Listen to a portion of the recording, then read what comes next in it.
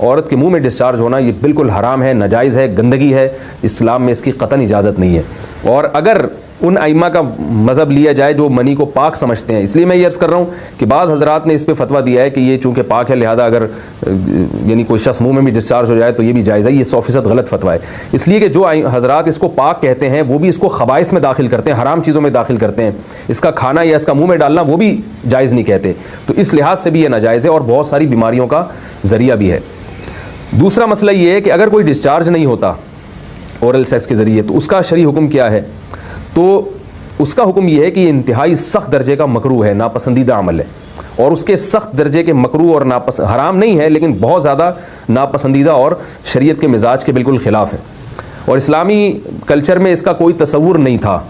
یہی وجہ ہے کہ فقہائے کرام کے ہاں اس چیز کا تذکرہ بہت ہی محدود پیمانے پر ملتا ہے. یہ اس کی علامت ہے کہ مسلمان معاشرہ اس چیز سے بالکل بھی واقف نہیں تھا کہ یہ کیا ہوتا ہے. تو یہ چیز غیروں سے آئی ہے, غیر مسلموں سے ہمارے معاشرے میں جو ان کی موویز دیکھ دیکھ کے, فحش فلمیں دیکھ دیکھ کے نوجوانوں میں اس چیز نے سرایت کیا, ورنہ یہ انسان طبی طور پر اس عمل سے بہت زیادہ نفرت کرتا ہے. کوئی بھی شریف الطبع آدمی ذہنی طور پر اس کے لیے تیار نہیں ہوگا. تو میں پھر بھی یہ کہہ رہا ہوں کہ بہرحال علماء اس کو ناجائز اور حرام نہیں سمجھتے, اس لیے کہ میاں بیوی ایک دوسرے سے جس طرح سے چاہیں استمتاع کر سکتے ہیں, لیکن سخت ناپسندیدہ بہرحال ہے اور مکروہ چیز ہے, اور اس قابل نہیں ہے کہ اس کی حوصلہ افزائی کی جائے. یہ اس کے بارے میں ہے کہ جب یعنی جو ہے وہ ادخال کیا جائے اس فم کے اندر, اس جو ہے مرد اس میں باقاعدہ جو ہے وہ تلذذ حاصل کرے. اگر ایسا نہ ہو بلکہ باہر سے استمتاع کیا جائے, جیسے بعض جگہ ایسا ہوتا ہے کہ کیا نام ہے عورت کو اس چیز سے گھن آتی ہے کہ وہ اپنے منہ میں اس گندگی کو لے کر جائے, تو پھر بعض شوہر زوجہ کو مجبور کرتے ہیں کسنگ وغیرہ پر, تو یہ کم درجے کی کراہت ہے. یعنی یہ بھی ناپسندیدہ تو ہے مگر یہ اس درجے کا مکروہ, اس درجے کا ناپسندیدہ نہیں ہے. دوسری بات یہ کہ یہ جو میں نے پوری ڈیٹیل بیان کی ہے یہ اس صورت میں ہے اس کے مکروہ اور ناپسندیدہ ہونا کہ عورت اس کے لیے ذہنی طور پر آمادہ ہو. یہ بات خوب یاد رکھیں, اگر عورت کو اس عمل سے گھن آتی ہے تو پھر مرد بیوی کو اس کام پر مجبور ہرگز نہیں کر سکتا, کیونکہ یہ نکاح کے جو ایگریمنٹ ہے, مقتضیات ہیں, اس کے خلاف ہے. یعنی یہ اس میں داخل نہیں ہے. عورت اپنے آپ کو ہم بستری سے تو نہیں روک سکتی, مرد جب چاہے گا بیوی سے ہم بستری کر سکتا ہے, عورت کو اجازت نہیں ہے, لیکن خاص اس عمل سے عورت مرد کو روک سکتی ہے اگر وہ ذہنی طور پر اس کے لیے آمادہ نہیں ہے. یہ تو میں نے اورل سیکس سے متعلق کچھ فقہی احکام بیان کیے ہیں. دوسری بات یہ, اس کا بھی مسائل پوچھے جاتے ہیں کہ بعض مرد اپنی زوجہ کو مجبور کرتے ہیں غیر فطری طریقے سے ہم بستری کرنے پر, پچھلے راستے پر ہم بستری کرنے پر. تو یہ بات یاد رکھیں کہ ایسی صورت میں عورت پر اصل حکم یہی ہے کہ وہ ایسے مرد سے طلاق لے لے اور اس کو اپنے قریب نہ آنے دے, کیونکہ اس میں نقصان یہ ہوتا ہے کہ اگر عورت اس کام کی مرد کو اجازت دے دے تو کچھ وقت کے بعد اس کی اپنی نیچر تبدیل ہو جاتی ہے, اپنی فطرت بدل جاتی ہے اور اسے اسی اس غیر فطری کام میں لذت آنا شروع ہو جاتی ہے. تو اپنے آپ کو گندگی سے بچانا یہ بہت ضروری ہے. اور اگر وہ یہ سمجھتی ہے کہ طلاق کے بعد اس کے دوبارہ نکاح نہیں ہوگا, اس کی زندگی تباہ نہیں ہوگی, تو پھر سخت مجبوری میں اگر مرد اس کو دھمکیاں دیتا ہے مارنے کی یا طلاق کی, تو ایسی مجبوری میں پھر اللہ کی رحمت سے امید ہے کہ گناہ صرف مرد کے کندھوں پر ہوگا. ایک اور علمی نقطے کی بات ہمیں یہ پتہ چلتی ہے اس آیت میں کہ نساؤکم حرث لکم, اللہ تعالیٰ نے نکاح کا بنیادی مقصد حرث بتایا ہے, یعنی نسل بڑھانا. یہ جو فیملی پلاننگ والے آج جس دعوت کو لے کے چل رہے ہیں کہ بچے 2 ہی اچھے, یہ جو پوری دنیا میں ایک تحریک چل رہی ہے, یہ قرآن و سنت کے 100% خلاف ہے. قرآن کے واضح نصوص اور احادیث تو اس بارے میں بہت ہی تفصیل سے ہیں. میری جو کتاب ہے ایک سے زائد شادیوں کی ضرورت کیوں, اس میں تقریباً 50 صفحے میں نے صرف اسی پر لکھے ہیں کہ اسلام نسل بڑھانے پر بہت زیادہ حریص ہے. اسلام چاہتا ہے کہ مسلمانوں کی نسل بڑھے. زوجہ سے کے ہاتھ کے ذریعے انسان ڈسچارج ہو سکتا ہے, حیا کے خلاف مسئلہ ہے, لیکن یہ بہت پوچھتے ہیں لوگ, کچھ مسائل بولتے ہوئے مجھے خود ایک دماغ پہ بوجھ ہوتا ہے.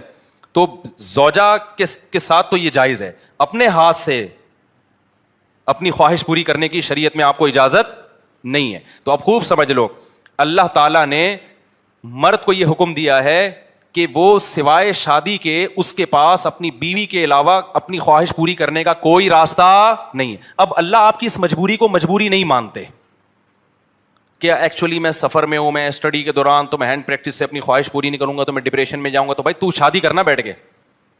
اگر آپ یہ کہتے ہو کہ مجھے رشتہ نہیں مل رہا تو اپنا معیار گراؤ.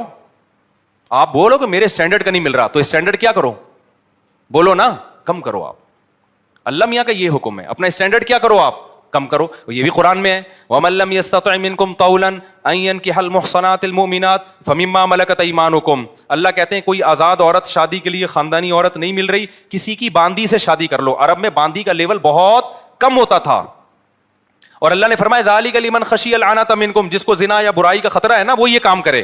تو کیا مطلب, اللہ کیا حکم دے رہے ہیں, اپنا اسٹینڈرڈ کیا کرو, بولو نا, گرا دو. اور یہ اللہ نے مرد میں خواہش نفس مسلط اس لیے کی ہے کہ نہ چاہتے ہوئے بھی شادی کرے. یہ اس لیے نہیں کیے کہ ہاتھ سے فارغ ہو کر اپنے آپ کو ٹھنڈا کر لے اور شادی 10 سال کے لیے مؤخر کر لے. یہ تو مسلط کی گئی ہے, کیونکہ شادی کو اسلام نے آپ پہ نہیں چھوڑا, فطرت نے آپ پہ نہیں چھوڑا. ہم اور آپ پہ چھوڑا ہوتا تو ہم 50 سال کے ہو کے بھی نہیں کر رہے ہوتے. جو کام انسانیت کی بقا کے لیے ضروری تھا نا, اللہ نے وہ ہمارے مشورے پہ نہیں, اللہ چاہتے ہیں کہ نسل بڑھے, تو اس لیے یہ چیز اللہ نے مسلط کر دی ہے کہ لوگوں سے اللہ مشورہ نہیں لیں گے کہ ایکچولی آپ کو کرنی چاہیے کہ نہیں کرنی چاہیے. اللہ مسلط اتنی کر دیتے ہیں, آدمی کہتا ہے بھائی میرا دماغ پھٹ رہا ہے, میں برائی کی طرف جا رہا ہوں, میرے پاس کرنے کے علاوہ کوئی آپشن ہے نہیں, تو مسلط ہو جائے. کیوں, اس کا فائدہ کیا ہوگا, مجبور ہو کے آپ نکاح کرو گے, ایک دوسری عورت کو بھی آپ برائی سے بچا لو گے, اور دونوں کے ملاپ سے اولاد ہوگی جو اللہ چاہتے ہیں کہ نسل بڑھے. یہ تو فیملی پلاننگ والے کہتے ہیں کہ نہیں بڑھے, لیکن اللہ نہیں مانتا ان چیزوں کو. نہیں آ رہی بات, میرا خیال ہے. تو یہ فطرت نے مسلط کی ہے, تو اگر ہم مجھ زنی کی اجازت دے دیں تو اس فطرت جو آپ سے چاہ رہی ہے آپ اس کے اگینسٹ چلنا, بولو نا, شروع. مثال کے طور پر فطرت آپ کو بھوک لگاتی ہے روٹی کی, کیوں لگاتی ہے, چوری کر کے کھاؤ. اس لیے نہ چاہتے ہوئے بھی آپ کمائیں, کاروبار کریں یا ملازمت کریں. اس ملازمت کرنے سے کیا ہوگا, صرف آپ کو فائدہ نہیں ہوگا, آپ کے باس کو فائدہ ہوگا, اس کا بزنس چلے گا, اس کے بزنس چلنے سے لوگوں کو فائدہ ہوگا. تو یہ سب چیزیں ایک دوسرے سے کیا ہیں, لنک. آپ کو بھوک لگ رہی ہے, اسلام کہتا ہے آپ حلال طریقے سے کما کے کھاؤ. آپ کہہ رہے تھے میں نہیں کما رہا, جب بھوک لگے گی نا ٹائٹ تو آپ کمانے پر کیا ہوگے, مجبور. پھر آپ بزنس کرو گے, اس بزنس سے آپ کو بھی فائدہ ہوگا اور قوم کو بھی فائدہ. تو کچھ کام قدرت ہم پہ مسلط کر کے کرواتی ہے تاکہ لوگوں کو اس سے کیا ہو جائے, فائدہ, ہمارے نہ چاہتے ہوئے بھی فائدہ ہو جائے. لیکن آپ نے کیا کیا, ایکچولی میرے پاس چونکہ ایک ارننگ کا, کمائی کا ٹائم نہیں ہے, میں ایکچولی بہت بزی ہوں, میں بہت بڑا سائنسدان بننا چاہتا ہوں. آج کل ٹوپی ڈرامے جو چل رہے ہوتے ہیں, تو میں اگر کماؤں گا تو پھر ایکچولی تو میں بھیک مانگنا شروع کر دیتا ہوں, یا میں چوری کر کے کھانا, میں کیا کروں بھائی, میں اسٹڈی ہے, کل میرا پیپر ہے یار, میں کماؤں کیا, تو میں چوری کروں گا. چوری کرنے سے کیا ہوگا, پیٹ بھر جائے گا, ڈاکٹر کہے گا کہ آپ کے وٹامن سارے پورے ہو گئے ہیں. جس مفتی نے کہا تھا چوری نہیں کرو, وہ آپ کی صحت برباد کرنا چاہ رہا تھا. جیسے ڈاکٹر جو مزنی نہیں کرتے نا, ان کو یہ کہتے ہیں مفتی لوگوں کے چکر میں نہیں پڑو, یہ تمہیں ڈپریشن کا مریض بنا دیں گے, کوئی بات نہیں, اپنے آپ کو ہاتھ سے فارغ کر لیا کرو, اس سے ڈپریشن کیا ہو جائے گی, ختم. او بھائی, اس سے اس کی ڈپریشن ختم ہوگی, قوم کی ڈپریشن بڑھے گی, عورتوں کی ڈپریشن بڑھے گی, مرد ان سے شادیاں ٹائم پہ نہیں کریں گے. جیسے بڑھ رہی ہے ڈپریشن, وہ بھی زنا کی طرف جائیں گی, وہ بھی ہاتھ سے, اور جو گند ہماری سوسائٹی میں پھیل رہا ہے, اور نسل کی کمی کا ذریعہ بنے گی. بہت سارے سائڈ افیکٹ ہوں گے اس کے. تو فطرت آپ پہ بھوک مسلط کرتی ہے, نہ چاہتے ہوئے بھی آپ روٹی کماؤ, امتحان کو مؤخر کر دو, کیونکہ روٹی کمانے کی فکر ضروری ہے, اس سے دوسروں کو بھی روٹی ملے گی, اس کو بھی بزنس ملے گا. تو فطرت جو بیسک ضرورتیں ہیں نا وہ ہم سے نہیں پوچھتی, وہ ہم پہ مسلط کر دیتی ہے. دفعہ ایئرپورٹ پہ خاتون نے پوچھا کہ بھائی ہمارے شوہر جو ہیں وہ ایک سال کے لیے ملک سے باہر رہتے ہیں, تو ہمارے لیے یہ تو نیچرل ہے نا, وہ کہتے ہیں ہمیں پھر برائی کے خیالات آنا شروع ہوتے ہیں. تو انہوں نے کچھ سوال پوچھے, وہ حیا کے خلاف ہیں, میں اس کو نہیں یہاں ڈسکس کر سکتا. میں نے ان سے کہا میاں کے علاوہ آپ کے پاس کوئی راستہ نہیں ہے اپنی خواہش پوری کرنے کا.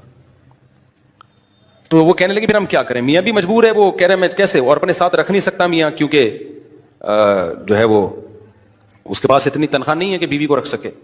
تو چند کیس ایسے ہوتے ہیں. اصولی طور پر تو میاں کو چاہیے اللہ پہ توکل کرے, غریب بھی ہے نا اپنے ساتھ اپنی بیوی کو رکھے, کوئی بات نہیں, میاں بیوی دونوں روکھی سوکھی مل کے کھا لیں گے, کم پہ گزارا کر لیں گے. جو بیویوں کو چھوڑ کے 1 سال 2 سال کے لیے باہر جاتے ہیں, یہ شریعت میں بالکل پسندیدہ نہیں ہے. اللہ نے بیوی کو صاحبہ کہا ہے, ساتھ رہنے والی. مجھے وزیر آباد میں 1 مہینہ رہنا تھا, یہ بات ہوگی 2006 یا 2007 کی. انہوں نے کہا کہ 1 مہینہ آپ نے یہاں اسٹے کرنا ہے, بیانات کے سلسلے میں نا, مسجد 1 مہینے کے لیے میرے حوالے کی تھی.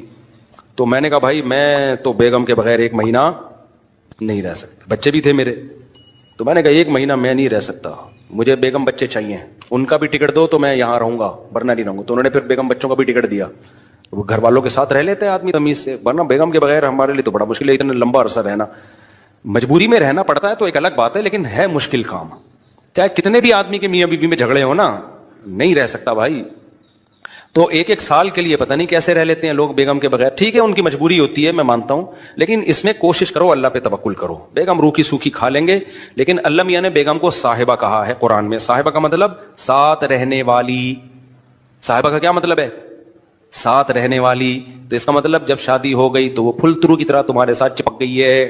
پھول ترو کی طرح اس لیے کہہ رہا ہوں کہ لوگ پسند نہیں کرتے, لیکن اللہ نے اس کو آپ کے ساتھ کیا کر دیا ہے, اب جہاں جاؤ گے بیگم صاحبہ ساتھ ساتھ ہوں گی. آپ شارٹ ٹائم کے لیے جانے کا الگ بات ہے, لانگ ٹائم کے لیے جانا ہے تو بیگم آپ کے ساتھ اللہ نے بولو چپکا دیے. وہ خود بھی گناہ سے بچے گی, تم بھی گناہ سے بچو گے. تو اس لیے یہ طریقہ ٹھیک نہیں ہے سال سال کے لیے میاں بیوی کا دور رہنا. اور پھر خواتین بھی پریشان ہوتی ہیں. تو گناہ کسی کے لیے بھی حلال نہیں ہے. میں نے اس خاتون سے کہا کہ 1 سال آپ کا شوہر باہر ہے, کیا اس کے لیے حلال ہے گناہ کرنا وہاں پہ؟ اس کے لیے حلال نہیں ہے تو آپ کے لیے بھی حلال نہیں. تو اللہ میاں نے صرف یہی رکھا ہے کہ ایک دوسرے کی خواہش پوری کر سکتے ہیں میاں بیوی, اس کے علاوہ ان کے پاس کوئی آپشن نہیں ہے. تو اب پھر بھی نہیں آ رہا میاں, تو میں نے ان خاتون کو یہ کہا کہ اپنے آپ کو بزی رکھیں. آپ کیا کر رکھیں بھائی؟ کوئی پازیٹیو ایکٹیویٹیز میں اپنے آپ کو کھپا دیں. ایسی موویز تو ویسے بھی ٹھیک نہیں ہے دیکھنا, خاص طور پہ فحش موویز دیکھنا, اور ٹک ٹاک پہ صبح شام بے حیائی. تو جب یہ انسان کی عادت ہے, جب وہ اپنے آپ کو کسی پازیٹیو کام میں لگا دیتا ہے نا, تو چند دن پھر یہ جھٹکے لگیں گے, اس کے بعد انسان نارمل. کئی لوگ ہیں جو 1 سال گھر سے باہر رہتے ہیں, مجبوری میں بیویاں بھی رہتی ہیں, وہ گناہ نہیں کرتے. وجہ کیا ہے کہ وہ سوچتے ہی نہیں نا اس بارے میں, وہ اپنے آپ کو بزی رکھتے ہیں, مصروف رکھتے ہیں. تبلیغی جماعت میں سال سال کے لیے لوگ جاتے ہیں. میں تو اس کو صحیح نہیں سمجھتا بیگم کو, جوان بیوی کو چھوڑ کر جاؤ آپ. لیکن بہرحال جو جاتے ہیں تو وہ گناہ تھوڑی کرتے ہیں, بچے رہتے ہیں, کیونکہ وہ ایک خاص ترتیب میں اپنے آپ کو جوڑ چکے ہوتے ہیں. بہرحال یہ نہیں ہے اس کو. تبلیغ جماعت میں سال کے لیے جا رہے ہو, اگر شادی شدہ ہو بیگم کو بھی لے کے جاؤ ساتھ میں. ہم تو یہی کہتے ہیں تبلیغ والوں سے بھی, بھائی اگر سال کے لیے جا رہے ہو نا, تو یہ زمانہ بہت خطرناک زمانہ ہے. حضرت عمر نے جہاد میں نہیں چھوڑا تھا,